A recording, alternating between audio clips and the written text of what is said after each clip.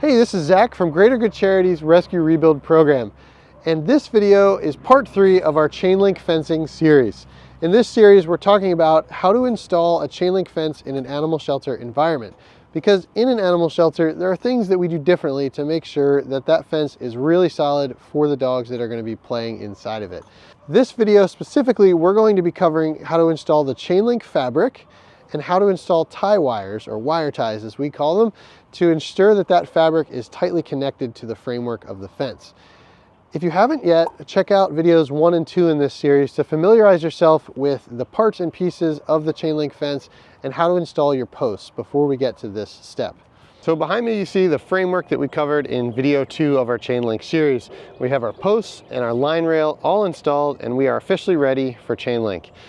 Before we get the chain link up, I want to take a closer look at our tension band fittings.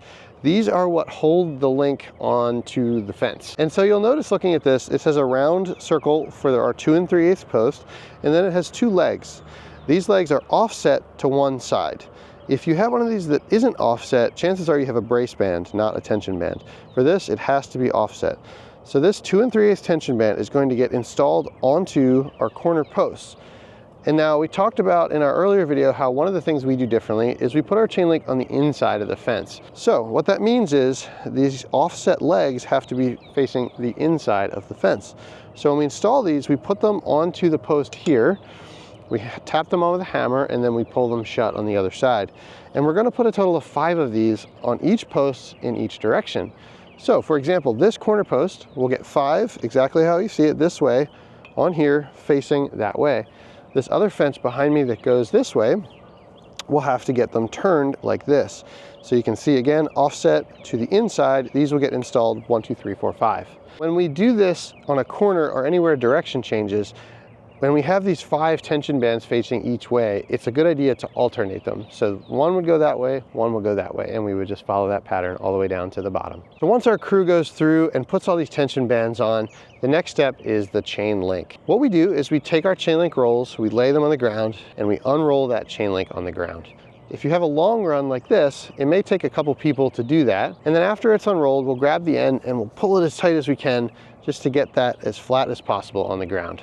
When it comes to measuring our chain link fabric, we're going to measure from the inside of terminal post to the inside of our next terminal post. On a lot of the longer runs, we're going to use a larger tape measure. This is a 100-foot tape measure that we use a lot. For a shorter one like this, we're just going to use a standard tape measure and get this measurement. Once we have our measurement, we're going to bring it over to our roll of chain link and find the nearest link. And we're going to use our bolt cutters to cut at the top. With a little wiggle, we can find the other side and cut that, and then all we have to do is spin out that piece of link to have our finished piece. This is a tension bar, and this is going to go in the last diamond of each end of this piece that we just cut. All you have to do is carefully slide it up inside of all of the little woven links on each end. Now that we have our piece cut and our tension bars in it, we're going to lay it up against the inside of our chain link framework here, and we're going to insert the tension bar into the tension bands, and we're going to put all of our bolts in this first side here. One thing to make sure of when we're doing this is that the tension band falls in the middle of a V. We don't want it to be in one of these little small sections. We want it inside one of the full diamonds. Then we're going to move down to the other end, and with the help of as many people as we need, we're going to lift the rest of the fabric up, and we're going to pull it tight enough that we can do the same thing on the other end. We don't have to stress too much here about getting the fence perfectly tight.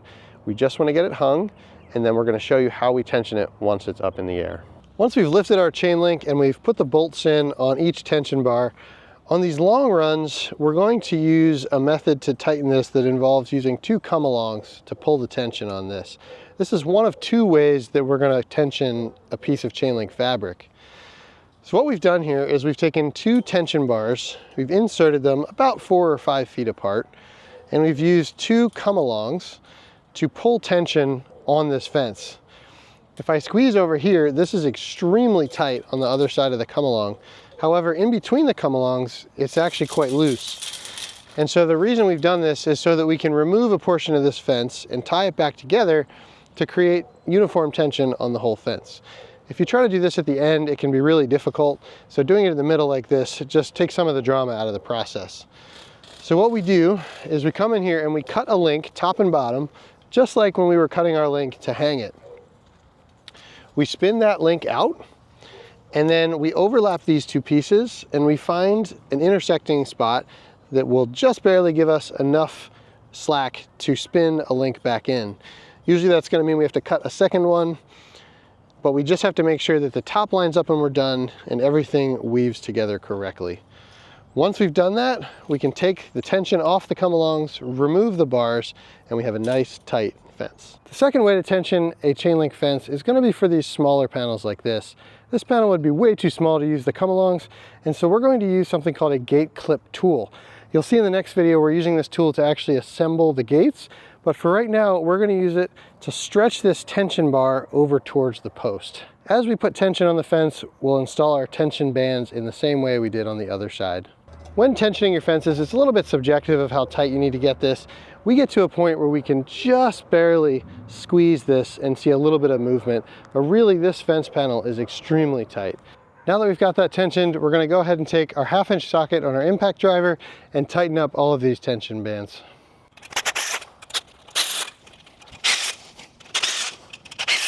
Either before or after our fabric is tensioned, we're going to come along and we're going to adjust the height of all of our clamps. So our line rail clamps, corner clamps, and end rail clamps. We're trying to get the top of our line rails to be even with the bottom of this V. So in order to do that, I'm going to loosen these up and shift it to where we want it. Once it's where we want, we'll tighten it back on. Now that our line rail is set to the right height, we've got quite a bit of extra height on our post here. And so we're going to cut this down to be about the same height as the top of our fabric. To do that, I'm going to use a cordless bandsaw. You can also use a grinder or a reciprocating saw to do this as well. Once we have that cut, we're going to take our 2 3/8 post cap, put that on top, and that will keep water out of our post. There's one more step to getting this fabric attached onto the framework, and that is our wire ties.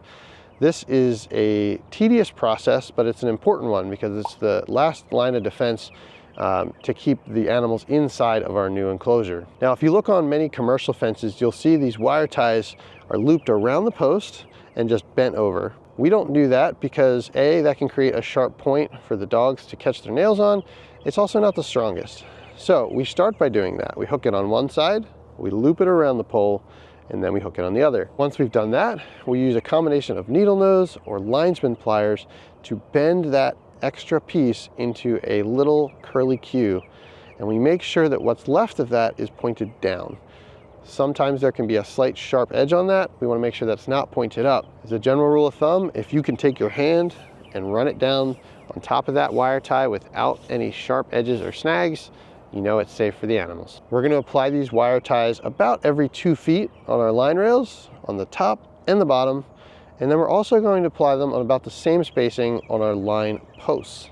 Well, that's it for video 3 of our chain link fencing series. To recap what we did in this video, we've learned how to measure, cut, and install our chain link fabric, how to tension it, and also how to adjust the line rails and top our posts to get these fences looking really nice.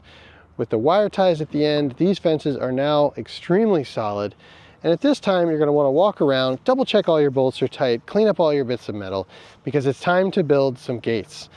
Make sure you are subscribed to the Greater Good Charities YouTube page, because that video is coming soon after this one. We're going to go through step by step how to build gates for this play yard.